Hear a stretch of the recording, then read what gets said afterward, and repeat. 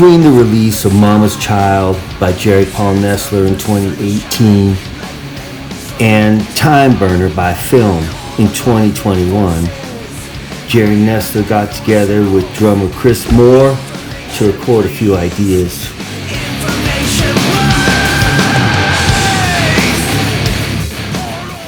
And with the help of producer Dave Casey, who recorded the Kleck Muzzle M record in 2002, Los Angeles bassist Jamie Carter came into the picture.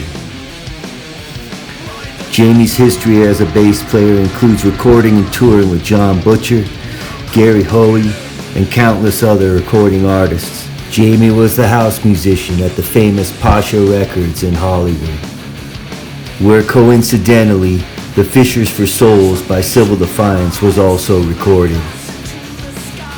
Chris Moore eventually left Los Angeles, and Dave Casey continued working with Jerry, having him come into the studio with new ideas and laying down guitar tracks to drum loops.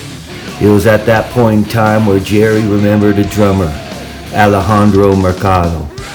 He had worked with Alejandro before, doing the Cries of the Century video by Film.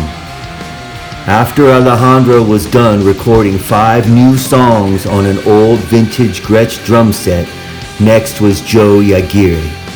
Dave Casey had worked with Joey before and needed somebody to come into the studio and re-record the Chris Moore songs on the same vintage Gretsch drum set that Alejandro used, as this would provide a sense of continuity sonically to the recording. Now a recorded group and album were complete, but they still needed a name.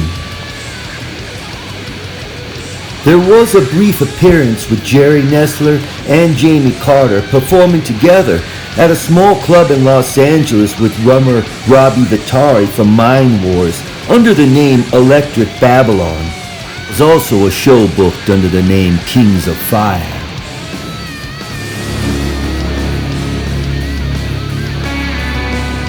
Both names, Electric Babylon and Kings of Fire, were already being used and taken. After Death Art held a special significance to Jerry Nessler.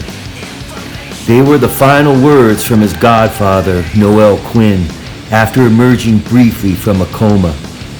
Now with a name and an awaited album release, After Death Art is the new heavy avant-garde metal from Los Angeles.